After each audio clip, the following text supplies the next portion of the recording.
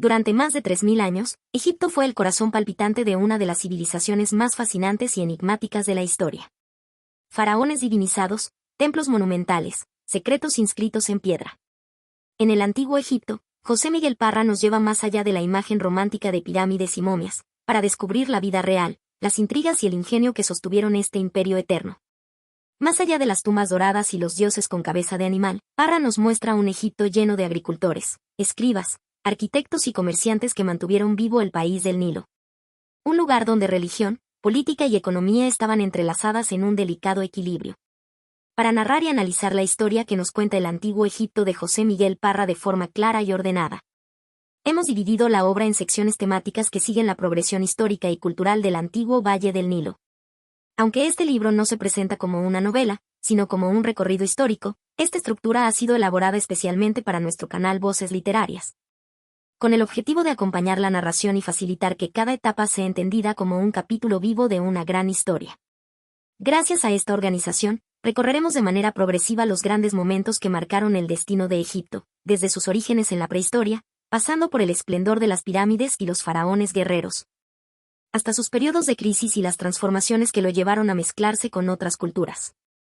Esta división busca resaltar los hechos más importantes, las ideas centrales y la evolución de la civilización egipcia, permitiendo que cada oyente no solo conozca los datos, sino que comprenda el sentido y el legado que este antiguo pueblo dejó al mundo.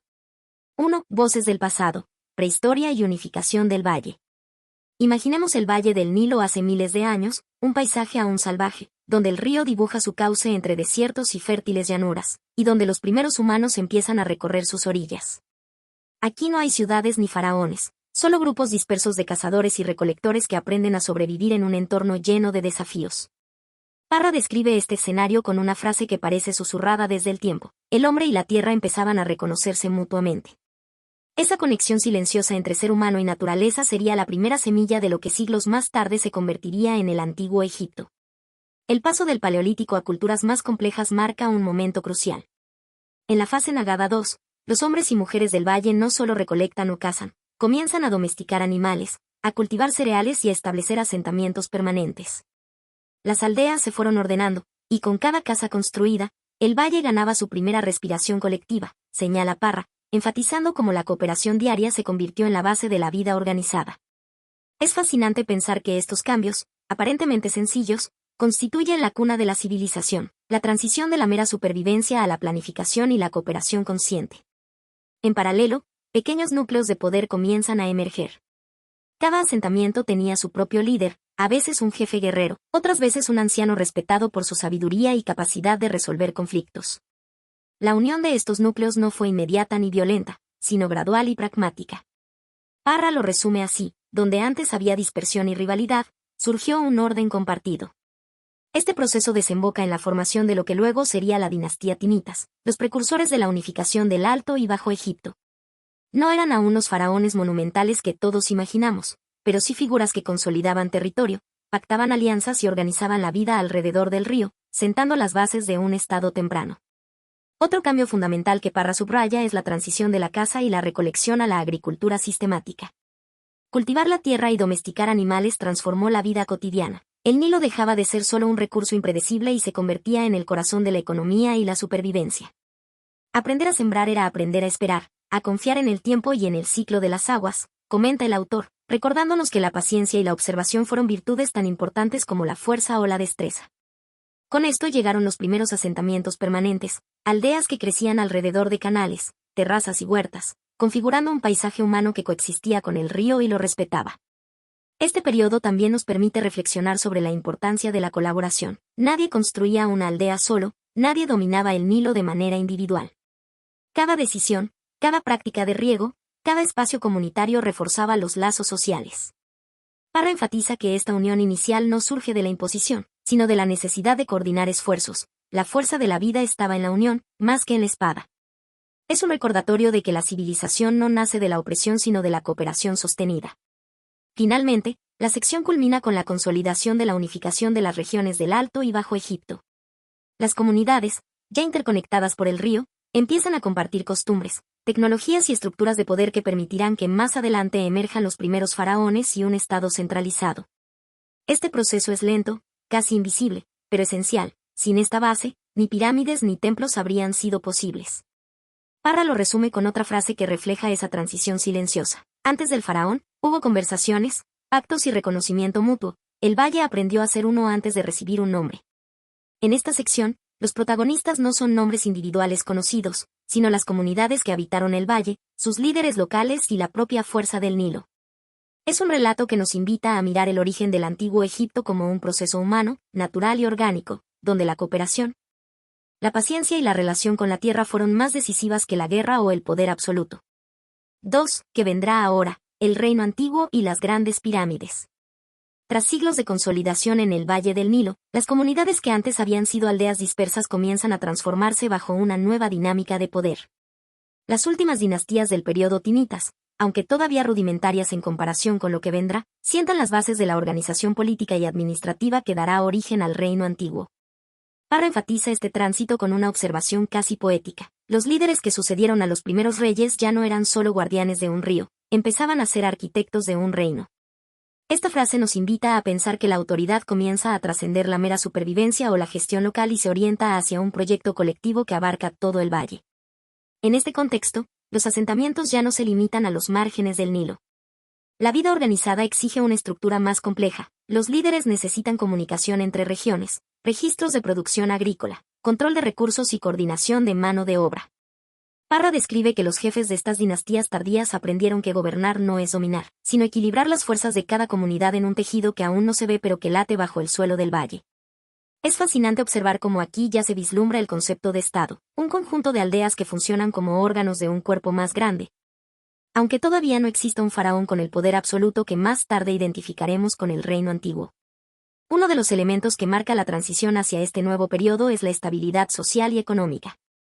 Durante el periodo tinitas tardío, la consolidación de cultivos y la domesticación de animales alcanza un nivel que permite no solo la subsistencia, sino la posibilidad de destinar recursos a proyectos de largo plazo. Parra enfatiza, cuando la cosecha se asegura y el grano se almacena, el tiempo deja de ser enemigo y se convierte en aliado del hombre. Este detalle nos recuerda que el surgimiento del reino antiguo no es producto de un golpe de poder repentino, sino de la acumulación paciente de recursos y conocimientos. Las tensiones entre los distintos núcleos de poder, aunque presentes, ya no se resuelven únicamente con la fuerza. La diplomacia, las alianzas y la negociación se vuelven instrumentos centrales. Parra comenta que los hombres de aquel tiempo comprendieron que un río que une es más poderoso que cualquier espada que divida. Esta frase ilustra cómo la naturaleza, la geografía y la necesidad de cooperación moldean la política de manera silenciosa, preparando el terreno para la centralización que caracterizará al reino antiguo. Y es en este ambiente de estabilidad y coordinación donde aparece la idea de grandeza arquitectónica que marcará el periodo, los primeros intentos de construcciones monumentales. Tumbas amplias y templos que no solo cumplen funciones funerarias sino que reflejan la jerarquía social y la organización estatal incipiente. Parra señala que cada piedra colocada no solo sostenía un techo, sino que sostenía la idea de un reino unido y duradero. Este es un momento crucial, la sociedad ya no se limita a vivir en aldeas, sino que empieza a imaginar un futuro colectivo, donde la permanencia y la memoria histórica son valores centrales. La transición hacia el reino antiguo también incluye la consolidación de roles sociales más definidos. Los líderes supervisan la logística de grandes proyectos, los artesanos perfeccionan sus técnicas, y los campesinos entienden que su trabajo no solo alimenta su aldea sino que sostiene la estructura de un reino emergente. Parra lo describe con otra frase significativa: el poder de uno solo se medía por la fuerza de muchos, y la fuerza de muchos se medía por la capacidad de imaginar juntos. Esta idea subraya que la civilización egipcia, desde sus primeras dinastías centrales, se funda en la cooperación masiva y en la visión compartida de un futuro común. Finalmente, esta sección concluye con la certeza de que el paso de las dinastías tardías del período tinitas al reino antiguo no fue un salto abrupto, sino una evolución cuidadosamente tejida, alianzas, recursos, administración y un sentido creciente de identidad compartida forman el hilo invisible que conecta a las aldeas con la centralización del poder. Parra lo sintetiza con una reflexión que parece mirar desde el pasado hacia nosotros. El reino antiguo no comenzó con pirámides ni faraones, comenzó con hombres que aprendieron a pensar más allá de su casa, su aldea y su tiempo. Consolidado el reino antiguo, la historia del Valle del Nilo alcanza uno de sus momentos más espectaculares, la era de las grandes pirámides. Aquí, los faraones Keops, Kefren y Miserinos no solo gobiernan, sino que proyectan su poder y visión hacia la eternidad. plasmando en piedra la grandeza de un reino que ha aprendido a organizar a millones de personas alrededor de un sueño compartido. Parra escribe, las pirámides no eran meras tumbas, eran la voz del faraón hablando a través del tiempo, una frase que captura el espíritu de este periodo, donde la arquitectura se convierte en símbolo de estabilidad, divinidad y ambición humana. Keops, conocido también como Jufo, inicia la construcción de la Gran Pirámide de Giza, que no solo sobresale por su tamaño, sino por la precisión con que cada bloque de piedra fue colocado. Parra enfatiza que cada piedra pesaba más que la imaginación de cualquier hombre y aún así fue movida por manos que conocían el secreto de la paciencia. Este proceso requirió la coordinación de miles de obreros, ingenieros, arquitectos y artesanos, un ejército de talento humano que trabajaba no por miedo, sino por un sentido compartido de propósito. Es importante notar que estas construcciones no eran esclavitud como a veces se ha representado, sino grandes proyectos colectivos, con logística avanzada y administración detallada de alimentos, herramientas y transporte. Le sigue Kefren, hijo de Keops, quien erige su propia pirámide ligeramente más pequeña, pero igualmente impresionante, junto a la famosa Esfinge. Parra describe cómo Kefren buscaba consolidar no solo la memoria de su reinado, sino la continuidad del poder divino de los faraones. Su pirámide no solo tocaba el cielo, hablaba del orden que mantenía la tierra. La Esfinge, con su mirada serena y poderosa, se convierte en testigo y guardián de este periodo, reflejando la relación íntima entre el faraón, la religión y la cosmovisión egipcia. Aquí podemos hacer un paralelo con la importancia de los monumentos en otras culturas. Igual que los templos de los mayas o las catedrales góticas, las pirámides son un lenguaje universal de poder, fe y aspiración hacia lo eterno. Miserinos, el último de los grandes constructores de Giza, levanta la más pequeña de las tres pirámides, pero no menos significativa. Su obra representa una etapa de refinamiento y detalle, mientras las estructuras de Keops y Kefren muestran fuerza y monumentalidad, la pirámide de Miserinos refleja un cuidado especial por la proporción y la elegancia. Parra comenta, la modestia de su altura no disminuye su grandeza, la perfección está en los detalles que el tiempo no borrará. Este comentario nos recuerda que la historia del antiguo Egipto no es solo la de gigantescas piedras, sino también la de decisiones estéticas, ingeniosas y simbólicas que comunican valores, creencias y jerarquías sociales. Durante este periodo, la vida cotidiana sigue fluyendo alrededor del río, campesinos, artesanos y comerciantes sostienen la economía, mientras sacerdotes y escribas mantienen el conocimiento y los rituales. Parra subraya la relación entre estos actores y la construcción de las pirámides. El poder del faraón se medía en la vida de todos, cada pan, cada piedra, cada cántico en la orilla del Nilo era parte del mismo tejido. Es una forma de comprender que, aunque las pirámides parecen monumentos individuales de un solo hombre, son en realidad el resultado de una sociedad cohesionada y organizada. Reflexionando sobre este periodo, podemos notar cómo las pirámides no solo fueron logros técnicos, sino mensajes políticos y espirituales. Cada bloque y cada cámara interior estaban pensados para la eternidad, garantizar la vida después de la muerte del faraón y simbolizar la continuidad del Estado. La majestuosidad de Giza sigue inspirando admiración, y Parra lo pone en perspectiva. No hay piedra en todo el mundo que grite con tanta fuerza la voluntad de un pueblo. En resumen, la era de Keops, Kefren y Miserinos representa un punto culminante del reino antiguo, estabilidad política, centralización del poder, coordinación social y el uso de la arquitectura como expresión máxima de la civilización egipcia. No se trata solo de edificios, se trata de un pueblo capaz de transformar sus recursos, conocimientos y habilidades en un legado que aún hoy asombra al mundo. En el corazón del reino antiguo, más allá de la monumentalidad y la precisión técnica, las pirámides adquieren un sentido que trasciende lo material. Se convierten en símbolos que comunican la cosmovisión religiosa y política de los egipcios. Parra nos invita a imaginar cómo el pueblo de aquel tiempo veía estas estructuras. La piedra se convierte en luz detenida, un rayo de sol petrificado que toca la tierra y promete ascender al cielo. Cada pirámide no era simplemente la tumba de un faraón, era un puente entre lo terrenal y lo divino, un acto consciente de la humanidad por conectar lo finito con lo infinito. Keops, Kefren y Miserinos no solo deseaban perpetuar su memoria, sino garantizar su paso seguro hacia la eternidad, y para eso necesitaban que su sepulcro fuera un reflejo de la creación misma. Las pirámides representaban la montaña primordial, la colina sagrada de donde emergió el mundo según la mitología egipcia. Parra explica, cada pirámide era una recreación de aquel primer monte que surgió del caos, un recordatorio perpetuo del orden que los dioses imprimieron sobre la tierra. Esta concepción no es solo religiosa, es un mensaje político. El faraón, al identificarse con el orden divino, legitima su poder absoluto frente a sus súbditos. Además, la forma piramidal funcionaba como una escalera hacia el cielo, un conducto que permitía al espíritu del faraón ascender y unirse con el dios del sol, Ra. Parra describe que los egipcios creían que la pirámide canalizaba la luz y la energía celestial, guiando al rey hacia el reino de los dioses, donde el tiempo no corrompe ni consume. Cada cara, cada ángulo y cada alineación con las estrellas eran cuidadosamente estudiados para que este simbolismo funcionara. No era decoración, sino ingeniería espiritual. En este contexto, los sacerdotes y arquitectos no eran simples técnicos o religiosos, eran guardianes de un conocimiento que combinaba astronomía, geometría y teología. Parra resalta que el que colocaba la piedra conocía el mapa del cielo y entendía la voz de los dioses, y así la pirámide se convertía en un lenguaje que todos podían leer, aunque solo los iniciados comprendieran su profundidad. Es fascinante cómo un mismo objeto podía ser funcional, político y espiritual al mismo tiempo, mostrando la integración absoluta entre religión, poder y vida cotidiana en el antiguo Egipto. Reflexionando sobre este simbolismo, se hace evidente que las pirámides no son solo un monumento funerario, sino una declaración colectiva de fe y ambición. La sociedad egipcia entera participa indirectamente, los obreros que levantan bloques, los artesanos que decoran cámaras internas, los campesinos que sostienen la economía.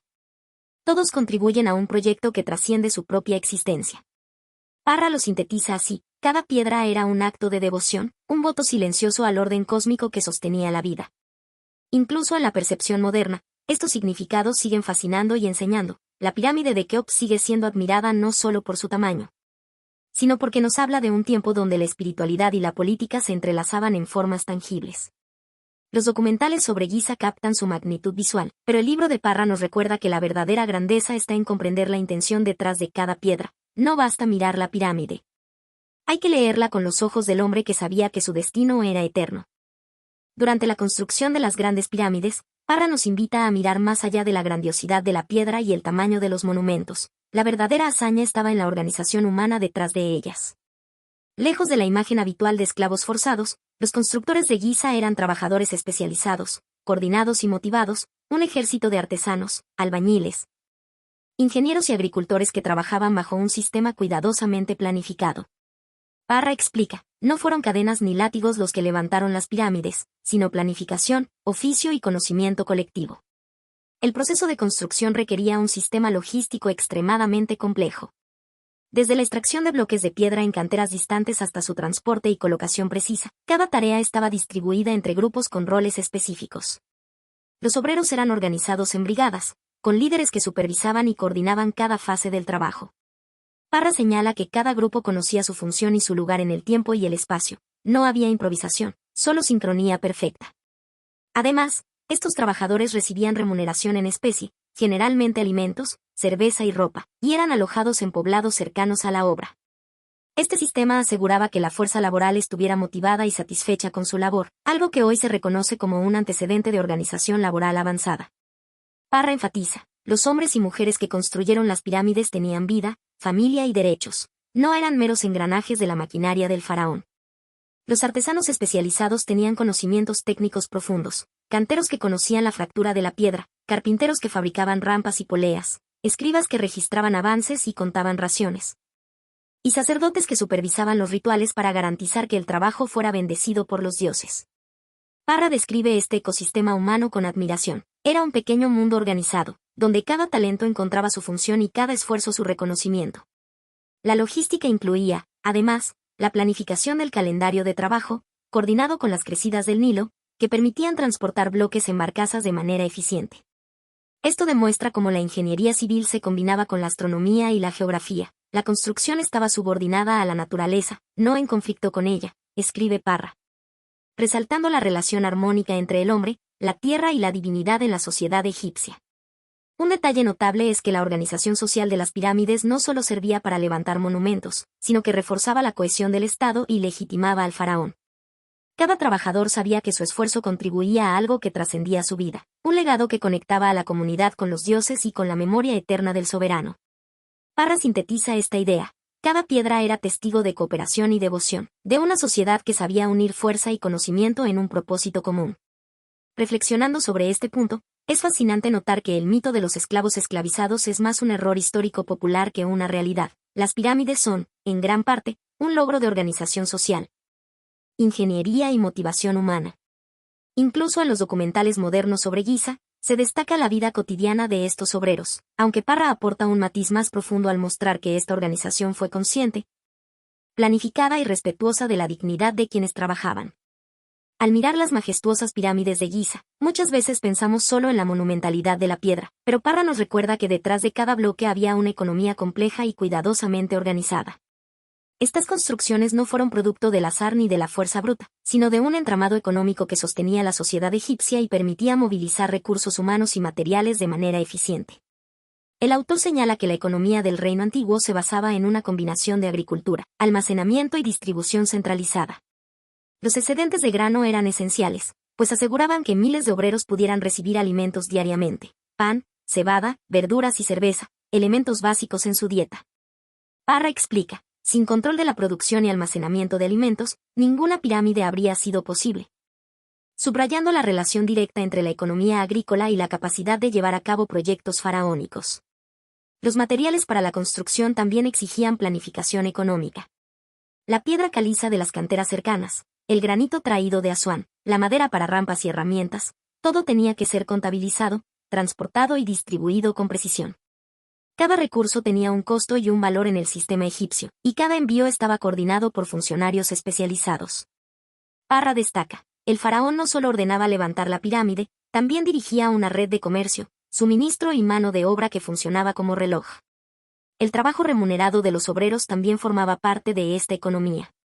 Los pagos en especie, alimentos, cerveza, ropa y refugio, generaban un ciclo económico interno. Los pueblos cercanos a las obras se beneficiaban indirectamente del comercio interno, ya que los suministros debían provenir de diversas regiones: harina de la región del Delta, pescado del Nilo, productos artesanales. De esta forma, la pirámide no era solo un monumento, sino un motor económico que estimulaba la producción y distribuía riqueza dentro del Estado. Parra reflexiona sobre este aspecto con una frase que ilustra la magnitud del sistema: cada piedra, cada ración de pan, cada barra de cerveza, era un hilo que conectaba al faraón, los obreros y el suelo fértil del Nilo.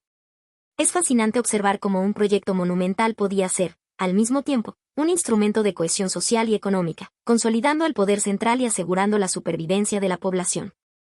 Este enfoque económico contrasta con la visión popular que imagina pirámides levantadas por esclavos anónimos. En realidad, el reino antiguo había desarrollado un sistema de planificación y administración capaz de movilizar recursos humanos, materiales y financieros con una eficiencia sorprendente.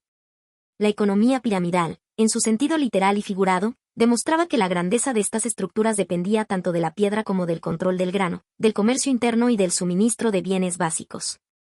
En paralelo, es interesante comparar con algunas reconstrucciones documentales modernas. Muchos programas muestran la logística de transporte de bloques, pero Parra enfatiza el trasfondo económico, algo que rara vez aparece visualmente, demostrando que la historia de Egipto antiguo es tanto material como administrativa.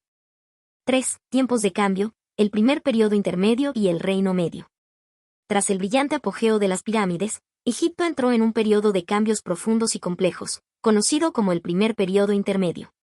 Parra describe este momento como un tiempo en el que la autoridad central del faraón comenzó a debilitarse, y con ella, la estabilidad política que había permitido levantar aquellas colosales estructuras. La grandeza del reino antiguo no logró sostenerse indefinidamente, y el poder se dispersó hacia los nomarcas, los gobernadores de los distintos distritos o nomos, quienes empezaron a ejercer control sobre sus territorios de manera más autónoma. Como señala el autor, el faraón dejó de ser el eje absoluto del poder, los nomarcas se convirtieron en señores de sus tierras, decidiendo sobre sus recursos y ejércitos. Este proceso tuvo consecuencias inmediatas sobre la administración del país. La fragmentación regional provocó disputas internas, rivalidades y tensiones que afectaron la vida cotidiana. Los canales de comunicación y transporte, antes coordinados desde Menfis o Heliópolis, comenzaron a funcionar de manera irregular, y la coordinación de proyectos públicos se volvió más limitada. La organización que había sostenido la economía piramidal y el suministro de alimentos se debilitó, generando problemas de escasez en algunos nomos y afectando a la población en general. Parra observa: la tierra seguía siendo fértil, pero sin un gobierno fuerte que la uniera, cada región parecía vivir su propio destino. Los conflictos no siempre fueron abiertos, muchas veces consistieron en una lucha sutil por la legitimidad y el control de recursos. La autoridad del faraón, que había sido percibida como divina, comenzó a cuestionarse. Algunos nomarcas adoptaron títulos y rituales propios que antes estaban reservados para la corte central, y los templos locales ganaron importancia como centros de poder económico y cultural. Parra enfatiza que esta descentralización marcó un cambio crucial, el poder dejó de estar concentrado en un solo hombre, ahora se repartía en manos de quienes podían sostenerlo con hombres, grano y tierras. En este contexto, el arte y la arquitectura reflejaron la transición. La monumentalidad de las pirámides se dio espacio a construcciones más modestas, templos locales y tumbas de nobles que buscaban demostrar su prestigio regional. Parra comenta que, aunque el primer periodo intermedio fue un tiempo de crisis, también fue un momento de experimentación y adaptación, donde las comunidades aprendieron a gestionar recursos y mantener cierta estabilidad sin depender exclusivamente del faraón. Un dato que aporta profundidad es la comparación con otras civilizaciones. En muchos casos, cuando un Estado central pierde control, las regiones tienden a autogestionarse y a desarrollar nuevas formas de gobierno y economía. Egipto no fue la excepción. Aunque fragmentado, la riqueza agrícola del Nilo permitió que la población continuara cultivando, comerciando y manteniendo la vida cultural. La fragmentación política, por tanto, no significó el colapso total, sino un periodo de transición que prepararía el terreno para la reunificación posterior en el Reino Medio. Parra también subraya que esta fase mostró la resiliencia del sistema egipcio. A pesar de la crisis de autoridad, la cultura, la religión y la economía agrícola permanecieron como columnas fundamentales. Los rituales funerarios, la veneración a los dioses y la escritura jeroglífica continuaron, incluso bajo el control fragmentado de los nomarcas. Así, aunque la centralización se había perdido, la identidad egipcia se mantuvo intacta.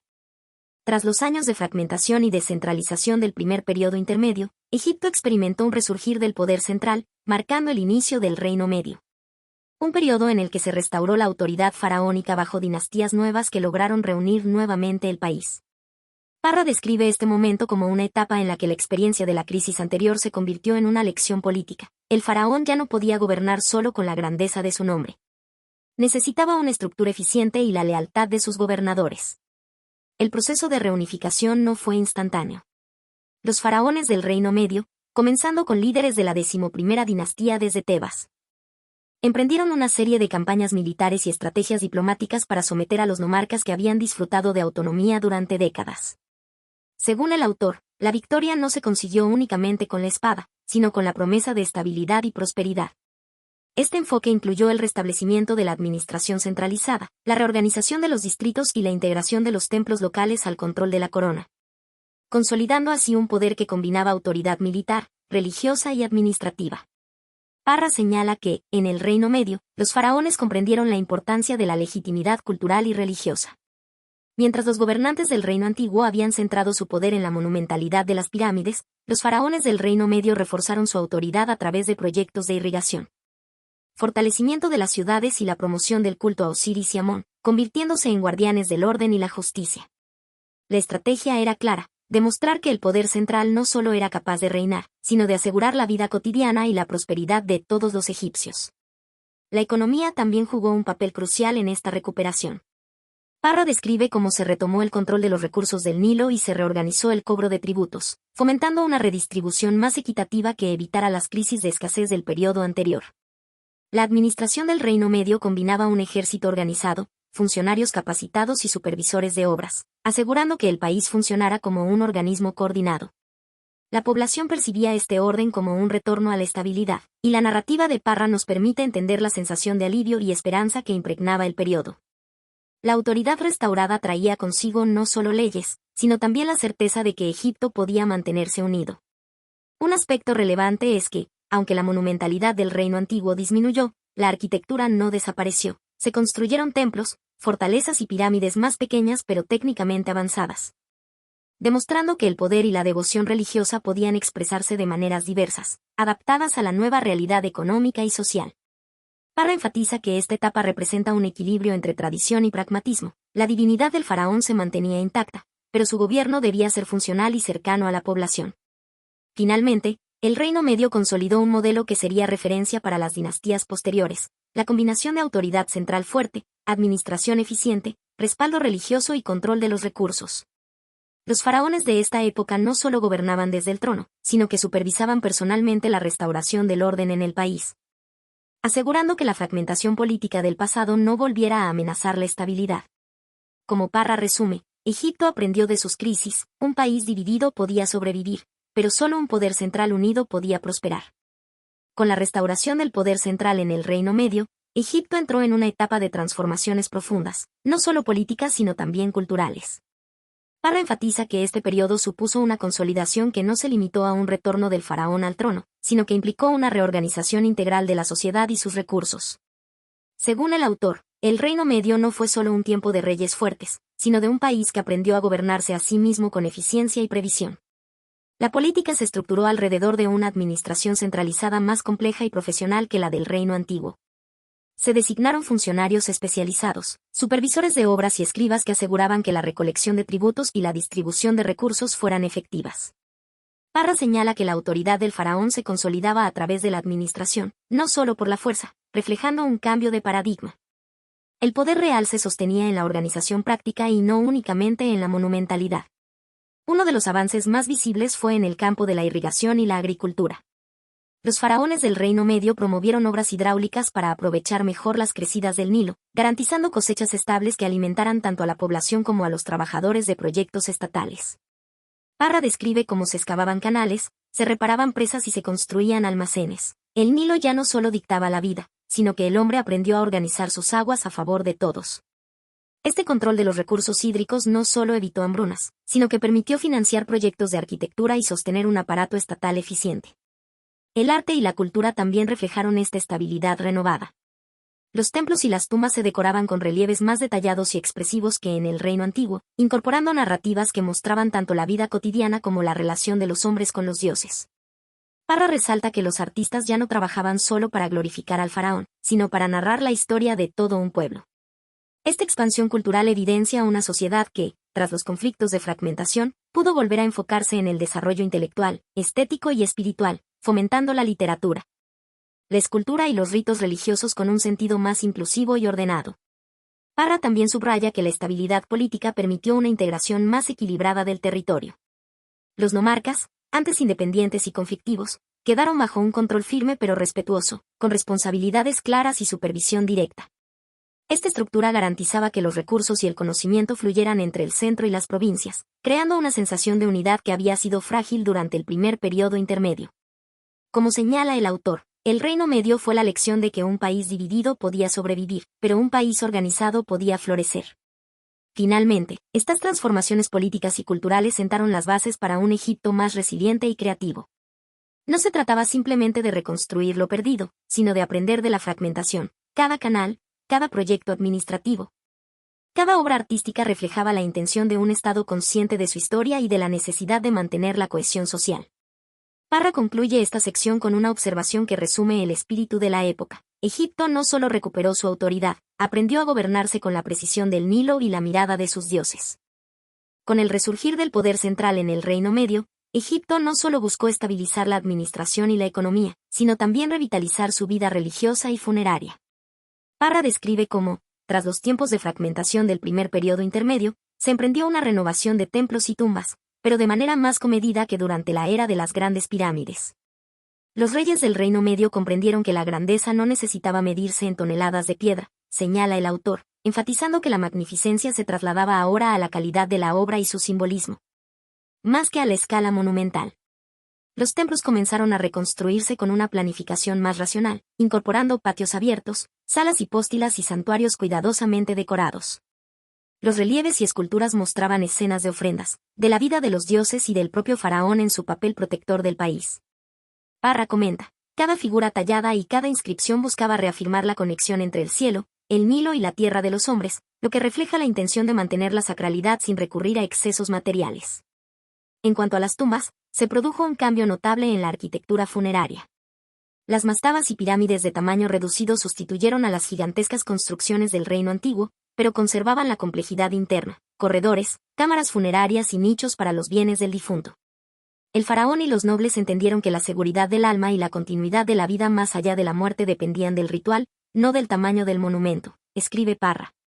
Destacando cómo la religiosidad y el simbolismo cobraban ahora un protagonismo mayor que la ostentación.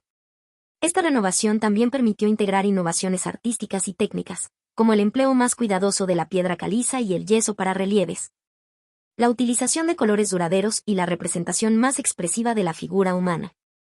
Los textos funerarios, como el Libro de los Muertos, se extendieron y se adaptaron a esta nueva forma de construir, asegurando que los difuntos contaran con guías espirituales precisas. Parra resalta que la devoción se medía en atención al detalle, no en la altura de la pirámide, un cambio que refleja una evolución cultural y espiritual profunda. Es interesante notar cómo esta etapa de templanza arquitectónica se asemeja a movimientos culturales posteriores en la historia universal, donde los periodos de crisis preceden a formas de arte más introspectivas y simbólicas, como el Renacimiento tras la Edad Media. La obra de Parra muestra que, en Egipto, la historia también enseñó que la grandeza podía expresarse en armonía, funcionalidad y simbolismo, en lugar de pura monumentalidad. En resumen, esta renovación de templos y tumbas representó un equilibrio entre tradición y pragmatismo, asegurando la continuidad de los rituales religiosos y la identidad cultural egipcia, sin repetir la ostentación faraónica del pasado. La espiritualidad, el arte y la técnica se unieron en un modelo de construcción que era más racional, más accesible y simbólicamente potente que las antiguas pirámides de Keops o Kefren. 4. Imperio y esplendor, el Reino Nuevo, la expansión faraónica. Tras los tiempos de consolidación del Reino Medio, Egipto ingresó en una fase de resplandor político y militar, conocida como el Reino Nuevo, marcada por un renacer faraónico que transformaría al país en una potencia mediterránea y africana. Parra describe este periodo como un momento en el que la estabilidad interna y la riqueza acumulada permitieron a los faraones proyectar poder más allá del Nilo, combinando fuerza militar, diplomacia y monumentalidad arquitectónica. Uno de los primeros grandes protagonistas fue Tutmosis III, cuyo reinado representó un giro decisivo en la expansión territorial. Según Parra, Tutmosis III no solo conquistó tierras, sino que transformó su ejército en un instrumento de precisión y eficacia, capaz de imponer la autoridad faraónica en Siria y Nubia. Las campañas militares no eran meras demostraciones de fuerza, también aseguraban rutas comerciales estratégicas y el flujo constante de tributos hacia Egipto, consolidando su hegemonía en la región. A continuación, durante el reinado de Amenhotep III, Egipto experimentó un auge cultural y artístico sin precedentes. Parra enfatiza que este faraón supo combinar la diplomacia con la magnificencia arquitectónica, construyendo templos y palacios que no solo reflejaban riqueza, sino que también consolidaban su legitimidad divina. Amenhotep III entendía que el poder se afirmaba tanto con el oro como con la piedra tallada y el culto a los dioses, señala el autor. Bajo su gobierno, se perfeccionaron las técnicas de construcción y decoración, los relieves se volvieron más expresivos, y las esculturas alcanzaron un realismo y detalle que anticipaban la grandeza de Ramsés II. Finalmente, el reinado de Ramsés II, también conocido como Ramsés el Grande, marcó el apogeo del Reino Nuevo. Parra describe cómo su liderazgo se caracterizó por la combinación de campañas militares estratégicas, diplomacia y monumentalismo faraónico. Ramsés II buscaba perpetuar su memoria en cada templo, cada estatua, cada relieve, escribe, destacando la construcción de Abu Simbel y los templos de Karnak y Luxor como símbolos del poder faraónico y de la divinidad asociada al rey. Más allá de la arquitectura, Ramsés II consolidó un estado fuerte y organizado, donde la administración central y las élites locales trabajaban coordinadamente para sostener la expansión y la prosperidad del país. Este renacer de Egipto bajo estos faraones no solo se expresó en la expansión territorial y militar, sino también en la fluidez cultural, artística y religiosa, donde la monumentalidad y el simbolismo se entrelazaban con la vida cotidiana y la política.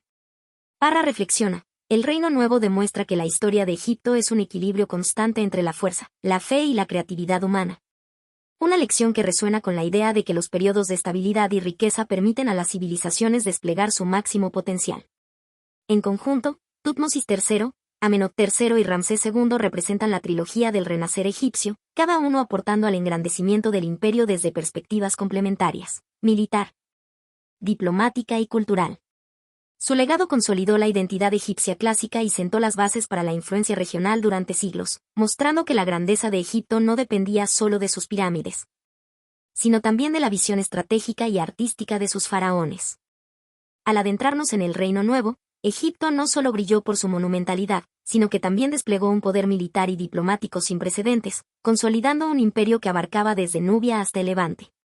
Parra describe cómo los faraones de esta época comprendieron que la grandeza no dependía únicamente de templos y palacios, sino del control efectivo de territorios estratégicos y la creación de redes de influencia internacional.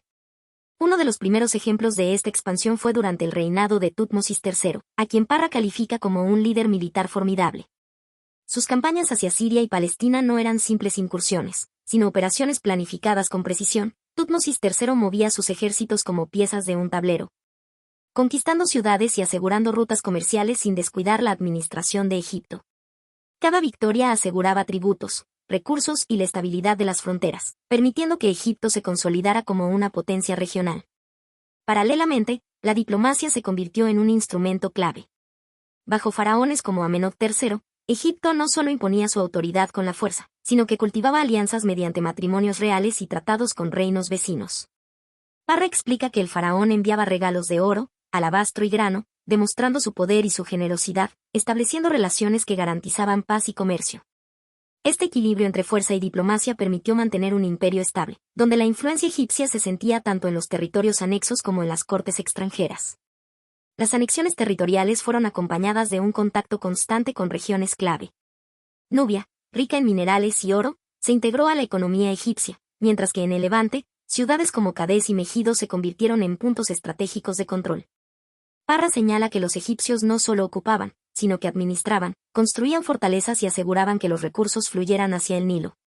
Estas acciones no solo tenían un impacto económico, sino también cultural. El intercambio con pueblos de Siria, Palestina y Nubia introdujo nuevos estilos artísticos, prácticas religiosas y tecnologías que enriquecieron la civilización egipcia. Ramsés II, el gran faraón del Reino Nuevo, continuó y amplió esta política expansiva. Su victoria en Cadés, aunque discutida en términos de magnitud militar, se convirtió en un símbolo de prestigio y propaganda. Parra describe que Ramsés II se presentó como invencible. Sus templos relatan la batalla como si él hubiera movido montañas con su brazo. Más allá del relato heroico, estas campañas aseguraron fronteras, consolidaron rutas comerciales y mantuvieron la autoridad faraónica en regiones distantes. Este periodo de expansión faraónica demuestra que Egipto combinaba tres fuerzas esenciales: el poder militar, la diplomacia estratégica y la integración cultural de los territorios conquistados. Parra reflexiona que el Reino Nuevo no es solo un despliegue de fuerza, sino una red compleja de relaciones políticas, económicas y culturales que hicieron de Egipto un imperio duradero. La interacción con África y el Levante no solo definió la geopolítica, sino que también dejó huellas en el arte, la religión y la vida cotidiana, mostrando un Egipto que no se aislaba en su valle, sino que participaba activamente en la historia de la región mediterránea y africana. Con el auge del Reino Nuevo, Egipto no solo extendió sus fronteras, sino que experimentó una renovación monumental que transformó ciudades y paisajes sagrados. Parra destaca que esta etapa fue testigo de un cambio en la concepción del poder y de la muerte. El faraón ya no necesitaba pirámides que tocaran el cielo. Bastaba con templos colosales y tumbas excavadas en la roca para manifestar su autoridad y asegurar su tránsito hacia la eternidad. El Valle de los Reyes se convirtió en el epicentro de esta transformación funeraria. Aquí, los faraones del Reino Nuevo, entre ellos Tutmosis III, Amenhotep III y Ramsés II, dejaron tumbas labradas con precisión, llenas de pasadizos y cámaras decoradas con escenas religiosas y mitológicas. Parra narra que cada pared contaba historias de dioses y héroes, mientras los sarcófagos de piedra guardaban el cuerpo del faraón y los objetos que necesitaba en la otra vida. Esta práctica simbolizaba un cambio profundo. La ostentación ya no residía en la altura de la pirámide, sino en la riqueza simbólica y artística del interior. La renovación urbana también reflejaba el poder faraónico en vida. Las ciudades se reorganizaron alrededor de templos colosales dedicados a Amón, Ra y otras deidades principales. Parra explica que los templos se erigían con enormes columnas y patios abiertos, espacios que permitían la concentración de la población y el despliegue de ceremonias públicas impresionantes. Los arquitectos y artesanos de la época desarrollaron técnicas avanzadas en talla de piedra, pintura y estuco, logrando que los templos se convirtieran en auténticos centros de cultura, religión y administración. Ramsés II, en particular, llevó esta monumentalidad a un nivel extraordinario. Sus templos en Abu Simbel, con figuras colosales de sí mismo mirando al Nilo, eran tanto un acto de devoción como un mensaje político. Ramsés II se inmortalizaba frente a sus súbditos y enemigos, mostrando que Egipto seguía siendo un imperio poderoso y divino. Estos complejos no solo tenían valor espiritual, sino que también consolidaban rutas comerciales y puntos estratégicos para controlar el territorio. Parra señala además que esta renovación monumental fue acompañada por una planificación urbana y administrativa más refinada. Las necrópolis, templos y palacios estaban cuidadosamente integrados, con calles, canales y almacenes que facilitaban la logística de ceremonias, festivales y el transporte de recursos. El Reino Nuevo demostró que la grandeza no era solo un despliegue artístico, sino también un ejercicio de organización, coordinación y visión de Estado, comenta el autor, resaltando que la monumentalidad egipcia era también funcional. En contraste con las pirámides del Reino Antiguo, estas nuevas estructuras reflejaban un equilibrio entre religiosidad, poder y eficiencia administrativa. La decoración de las tumbas y templos no solo glorificaba al faraón, sino que ofrecía una guía espiritual para la sociedad, escenas de dioses. Jeroglíficos con fórmulas mágicas y representaciones de la vida cotidiana transmitían un mensaje de estabilidad, continuidad y armonía. Este cambio cultural y artístico conectaba a los egipcios con su historia y con la visión cósmica del universo que tanto valoraban. En resumen, el renacimiento urbano y monumental del Reino Nuevo representó un hito donde la autoridad faraónica se expresaba en templos colosales, tumbas labradas en el Valle de los Reyes y ciudades planificadas para la administración y la ceremonia. Parra enfatiza que Egipto dejó de medir su poder por la altura de sus pirámides y empezó a mostrarlo en la majestuosidad de sus espacios sagrados y la riqueza simbólica de cada construcción, consolidando así su legado como civilización imperial y culturalmente sofisticada. En pleno auge del Reino Nuevo, mientras Egipto consolidaba su expansión y su poder político, surgió un periodo singular que marcaría un antes y un después en la historia religiosa y artística, el llamado período amárnico. Parra explica que este cambio se centró en torno a Akenatón, un faraón que decidió transformar radicalmente la relación entre el pueblo, la religión y la representación artística. Akenatón quiso hacer de Atón, el disco solar, el único dios visible y verdadero, relegando a los demás dioses tradicionales, escribe Parra, mostrando cómo la centralidad religiosa del dios Sol se convirtió en eje del poder real. La reina Nefertiti, su esposa, tuvo un papel destacado en este proceso. Más allá de ser un acompañante ceremonial, Parra subraya que Nefertiti no solo compartía el trono en actos sagrados, sino que aparecía junto a Akenatón en tallas y relieves, ambos en igualdad de tamaño, irradiando la nueva divinidad del sol. Esta representación simbólica contrastaba con la tradición anterior, donde el faraón predominaba absoluto sobre dioses y mortales, y muestra cómo la iconografía reflejaba una ideología diferente, más íntima y humanizada, aunque profundamente centrada en la figura real. Artísticamente, el período amárnico rompió con los cánones rígidos del arte egipcio clásico. Parra describe que las figuras se estiraban, los cuerpos se mostraban con rasgos más naturales y expresivos, los gestos eran delicados y las escenas familiares ganaban protagonismo.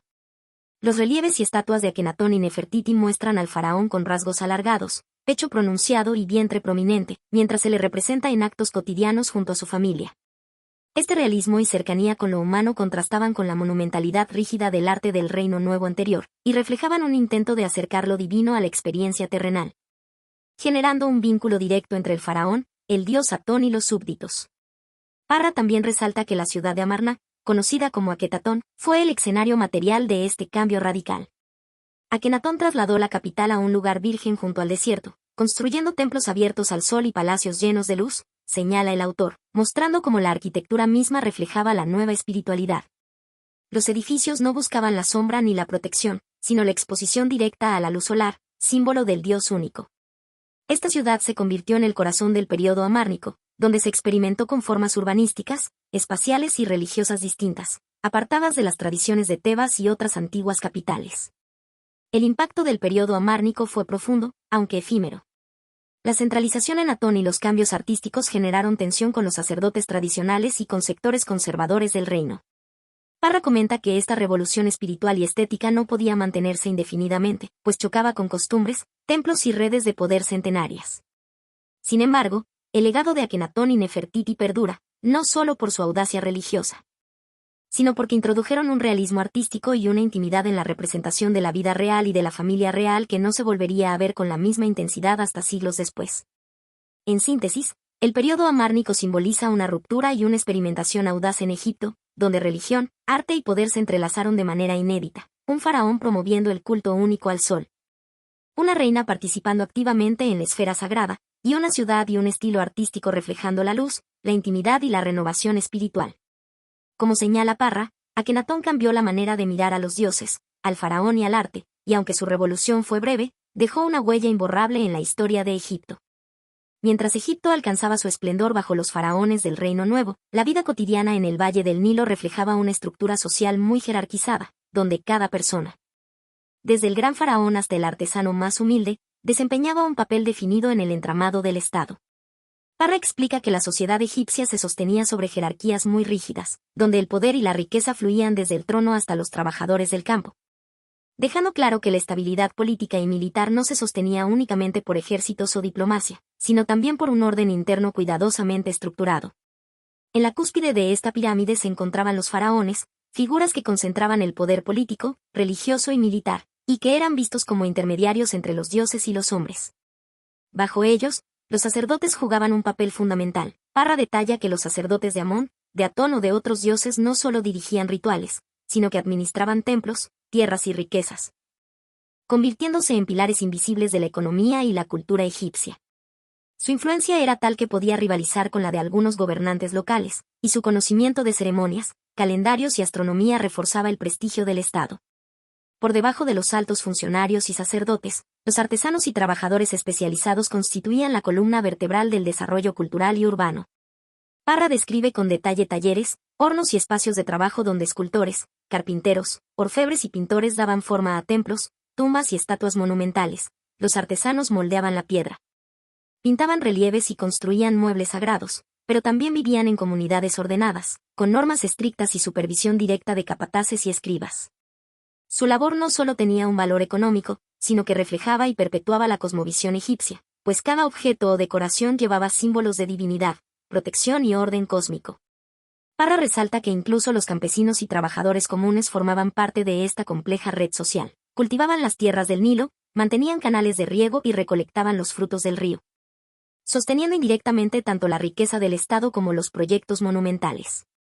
Sin el trabajo de quienes araban y sembraban, los templos y tumbas no podrían sostenerse, enfatiza el autor, mostrando que la grandeza del Reino Nuevo dependía tanto de los faraones y sacerdotes como de los hombres y mujeres que labraban la tierra día tras día. En este contexto, las ciudades y aldeas del Nilo no solo eran centros administrativos o de comercio, sino espacios donde la vida cotidiana se entrelazaba con la religión y la cultura oficial. Parra señala que las festividades, procesiones y rituales religiosos involucraban a toda la población, desde los nobles hasta los artesanos y campesinos, reforzando la cohesión social y la percepción de un mundo ordenado, donde cada individuo conocía su lugar y su deber frente a los dioses y al faraón. Este retrato de la vida interior del Valle del Nilo permite entender que el esplendor del Reino Nuevo no era solo militar o arquitectónico, sino también humano y cultural, una red de jerarquías, conocimientos y oficios que mantenía a Egipto unido y en funcionamiento. Incluso en la intimidad de los hogares, la religión, la alimentación y la organización social reflejaban los valores de una civilización que aspiraba a orden, equilibrio y continuidad, tan esenciales como la fuerza de sus ejércitos o la magnificencia de sus templos. 5. Retrocesos y nuevos comienzos, los periodos intermedios y la Baja Época. Tras el esplendor del Reino Nuevo, Egipto entró en un periodo de inestabilidad y cambios profundos. Parra describe cómo la acumulación de poder en ciertas regiones y la presión de problemas internos y externos dieron paso a lo que se conoce como periodos intermedios. Momentos en los que la unidad del Estado se fragmentó y el control central perdió fuerza. Los reyes ya no podían imponer su autoridad más allá de Tebas o Menfis. El país se dividía en pequeños reinos, cada uno con su propio gobernante y administración, señala el autor, dejando ver que la magnificencia de los templos y las tumbas se mantenía de manera desigual según la región. Durante estas etapas de crisis, las ciudades y provincias se enfrentaban a conflictos internos, rivalidades entre familias nobles y tensiones sociales. Parra explica que el río Nilo seguía nutriendo la tierra, pero la prosperidad económica estaba comprometida por luchas de poder que debilitaban la capacidad del faraón para sostener proyectos monumentales o ejércitos permanentes. Esta fragmentación también se reflejaba en la vida cotidiana. Los campesinos y artesanos sufrían las consecuencias de impuestos más severos y de la inestabilidad de los mercados locales, mientras los sacerdotes de los templos intentaban mantener cierto orden espiritual y administrativo. El texto también enfatiza la presencia de gobernantes extranjeros, quienes aprovecharon las debilidades del país para imponerse sobre algunas regiones. Parra menciona que nubios, hicsos y otros pueblos de Levante llegaron a ocupar partes del delta o del sur, introduciendo nuevas costumbres y formas de gobierno, mostrando que Egipto no solo enfrentaba problemas internos, sino que también se encontraba vulnerable a influencias externas que alteraban su tradicional equilibrio político y militar. A pesar de estas dificultades, el autor subraya que cada periodo intermedio fue también un momento de renovación. Los gobernantes locales y los sacerdotes buscaban mantener la cultura egipcia viva, preservando templos, rituales y tradiciones artísticas. Incluso en los tiempos de división, los artesanos seguían trabajando la piedra y la madera, recordando la grandeza pasada, y los escribas copiaban textos sagrados para las futuras generaciones, apunta Parra, recordando que la historia de Egipto es también una historia de resiliencia frente a la crisis. Este relato muestra que los periodos intermedios y la Baja Época no deben verse solo como tiempos de decadencia, sino como fases complejas de retroceso y preparación para nuevos comienzos. donde la fragmentación política y la llegada de influencias extranjeras contrastaban con la continuidad cultural y la fortaleza espiritual del pueblo egipcio. En comparación con el Reino Nuevo, donde los templos y monumentos reflejaban unidad y poder centralizado, en estos tiempos la monumentalidad se volvió más local, las fronteras más difusas y las alianzas más estratégicas, anticipando transformaciones futuras que reconfigurarían el mapa de Egipto. Tras los desafíos del primer periodo intermedio y la relativa recuperación de poder local, Egipto entró nuevamente en una fase de fragmentación y vulnerabilidad que los historiadores identifican como el segundo y tercer periodo intermedio. Parra describe estos momentos como etapas donde la unidad política se resquebrajó, y el país quedó expuesto a la influencia y ocupación de gobernantes extranjeros. Los Hyksos ocuparon el delta y consolidaron su poder con rapidez, imponiendo un nuevo modelo de administración y militares de origen foráneo, señala el autor, dejando claro que esta presencia transformó la política y la vida cotidiana egipcia de manera profunda. Durante el segundo periodo intermedio, los Hyksos no solo dominaron el norte, sino que introdujeron innovaciones militares y técnicas hasta entonces desconocidas en Egipto. Armas como el arco compuesto y carros ligeros transformaron la manera de hacer la guerra. Parra apunta que el faraón tebano ya no podía considerarse único soberano, su autoridad estaba limitada a los territorios del sur, mientras que en el norte se aplicaban leyes y costumbres distintas, evidenciando la dualidad de poder que caracterizó este periodo. El tercer periodo intermedio refleja una complejidad aún mayor. Egipto se fragmenta en múltiples reinos y dinastías, muchas veces gobernadas por extranjeros o por faraones de origen libio o nubio. Parra comenta que los nombres de los reyes cambian, los linajes se mezclan y la identidad política egipcia se redefine, aunque siempre manteniendo elementos culturales propios como los templos, los rituales y el arte funerario. Aquí la historia de Egipto se convierte en un mosaico. Los gobernantes extranjeros traen sus propias costumbres, pero se ven obligados a respetar ciertas tradiciones locales para legitimar su autoridad. Este periodo también refleja un cambio social y cultural. La influencia de los forasteros se siente en la arquitectura, la administración y en la composición del ejército. Parra destaca que los Hyksos construyeron fortalezas y palacios de estilo diferente, y algunos dioses locales se integraron en un panteón híbrido que combinaba tradiciones egipcias con creencias extranjeras, mostrando cómo la política y la religión se entrelazan para mantener cierta estabilidad. A pesar de las tensiones y conflictos internos, el autor resalta que estos periodos intermedios son también tiempos de aprendizaje y adaptación.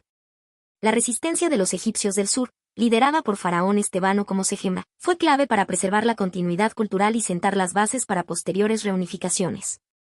Aunque Egipto se fragmentó, nunca perdió su memoria histórica ni su conexión con el Nilo y sus rituales, apunta Parra, recordando que incluso en crisis la esencia del país permanecía viva. En suma, el segundo y tercer periodo intermedio muestran un Egipto en transformación, invasiones extranjeras, cambios en la identidad política y ajustes culturales, pero también resiliencia y adaptabilidad. La historia no es solo de decadencia, sino de interacción, fusión de tradiciones y preparación para futuros renacimientos. Tras los convulsos periodos intermedios, Egipto entró en lo que los historiadores llaman la Baja Época. Un tiempo marcado por la disminución del poder autóctono y la intervención de potencias extranjeras que modelaron profundamente la historia del Valle del Nilo. Parra describe este periodo como una etapa donde Egipto ya no podía sostenerse solo, y el país se convirtió en un escenario de influencias externas, con monarcas que buscaban controlar sus riquezas y su simbología ancestral. Durante los primeros siglos de la Baja Época, los persas llegaron desde el este, imponiendo su administración centralizada y su fuerza militar. La dinastía aqueménida gobernó Egipto en varias fases, y Parra subraya que aunque eran extranjeros, respetaron ciertos rituales y templos, conscientes de que el poder egipcio residía también en lo religioso y lo simbólico. Esta dualidad, control militar versus respeto cultural, refleja la complejidad de la dominación foránea. Los persas no solo gobernaban, sino que también intentaban legitimar su presencia mediante la integración parcial en las tradiciones locales. Más adelante, con el colapso persa en la región, Alejandro Magno irrumpió en Egipto, y Parra destaca que su llegada no solo fue militar, sino también cultural. El joven rey heleno fue recibido como liberador y fundó Alejandría, ciudad que se convertiría en epicentro del comercio, la ciencia y la cultura durante siglos. Esta transición no implicó la pérdida de identidad egipcia, sino su reinterpretación bajo una influencia griega, donde templos y costumbres coexistían con elementos helénicos, creando un híbrido único que marcó el último capítulo de la civilización faraónica antes de la consolidación helenística. Finalmente, con la muerte de Alejandro y el reparto de su imperio, Egipto quedó bajo el dominio de los Ptolomeos, quienes gobernaron como faraones pero con acento helénico. Parra señala que los Ptolomeos adoptaron los títulos y rituales tradicionales de los faraones, pero su corte, idioma y política tenían un claro sabor griego, evidenciando nuevamente la capacidad egipcia de adaptación cultural. Este periodo combina la continuidad de los templos, la religión y la vida económica egipcia, con un fuerte impacto de la administración, la filosofía y la cultura griega. En conjunto, la Baja Época refleja un Egipto que, aunque debilitado políticamente, siguió siendo un polo de riqueza, religiosidad y creatividad. La interacción con persas, griegos y los ptolomeos no solo cambió la política, sino también la identidad cultural, mostrando que incluso en la pérdida parcial de soberanía, Egipto mantuvo su esencia y supo absorber y reinterpretar influencias externas. Parra enfatiza que la historia egipcia es resiliente, cada invasión no borró la memoria, sino que la transformó y la enriqueció. Un pensamiento que resuena con la capacidad de los pueblos de adaptarse y sobrevivir frente a fuerzas externas. A pesar de los múltiples retrocesos y la sucesión de dominaciones extranjeras durante los periodos intermedios y la Baja Época, Parra enfatiza que Egipto nunca desapareció como civilización. Su legado se transformó, adaptándose y mezclándose con las culturas que lo sucedieron, pero conservando elementos esenciales de su identidad. Egipto no murió con los últimos faraones, simplemente se reinventó bajo nuevas formas de gobierno y religión, señala el autor, resaltando la sorprendente resiliencia de esta sociedad milenaria. Uno de los aspectos más duraderos fue la religión copta, que emerge tras la llegada del cristianismo en el Valle del Nilo. Parra explica que los templos faraónicos cedieron su función a iglesias cristianas, pero muchos ritos, símbolos y prácticas se mantuvieron, reinterpretados bajo la fe nueva. Esta transformación evidencia cómo lo sagrado egipcio no desapareció, sino que se fusionó con creencias externas, creando un puente entre el pasado faraónico y la espiritualidad grecorromana y, más tarde, árabe. Es fascinante imaginar que las festividades, iconografías y hasta ciertas costumbres cotidianas seguían conservando ecos de tiempos milenarios. Además, la herencia arquitectónica y artística egipcia continuó influyendo en Alejandría y otras ciudades bajo los ptolomeos y los romanos. Parra comenta que las pirámides y templos sirvieron de inspiración para mausoleos, templos y palacios grecorromanos. Egipto se convirtió en un taller de integración cultural.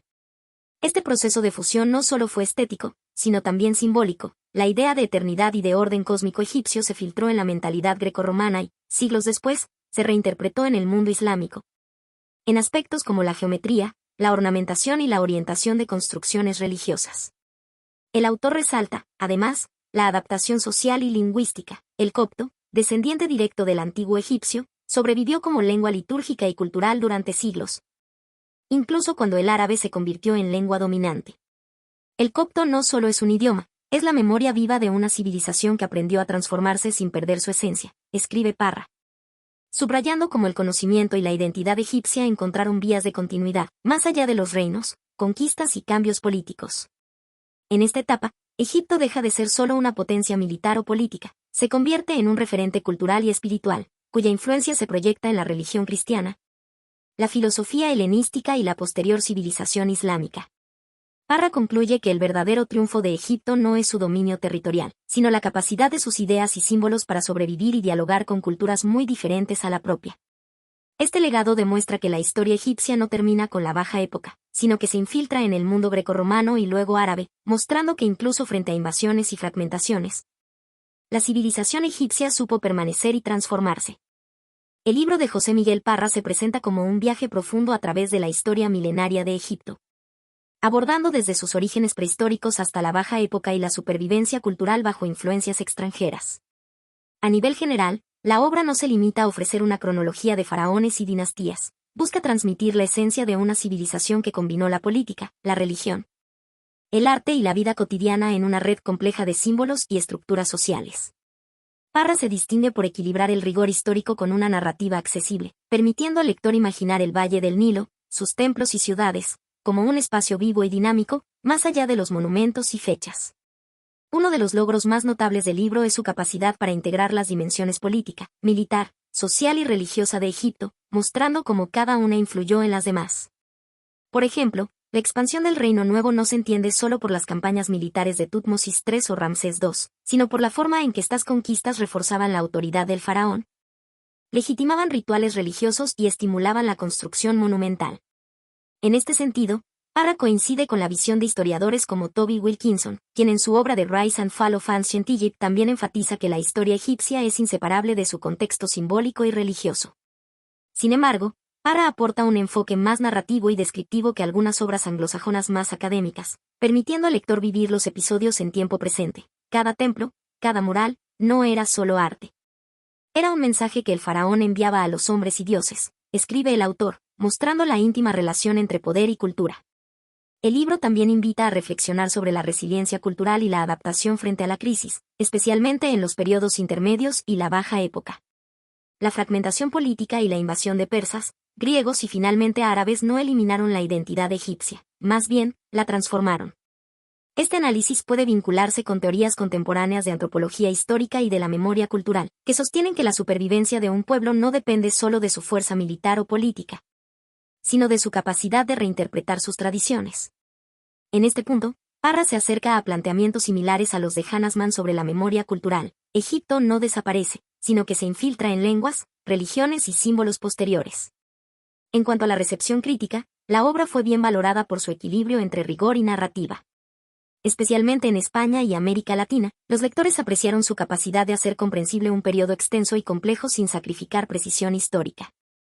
Algunos críticos académicos, sin embargo, señalaron que en ciertos capítulos, la narrativa literaria puede suavizar la crudeza de los conflictos o simplificar procesos políticos complejos. Aún así, esta elección estilística ha hecho que el libro sea muy recomendable para divulgación histórica y educación general, acercando a jóvenes y adultos a una civilización a menudo considerada inaccesible. Parra también logra un efecto comparativo con la realidad actual. El lector puede ver paralelos entre las tensiones internas y las presiones externas de Egipto y situaciones contemporáneas de fragmentación política, migraciones e integración cultural. La historia egipcia se convierte así en un espejo que refleja cómo las sociedades modernas negocian su identidad frente a la globalización y los cambios culturales acelerados.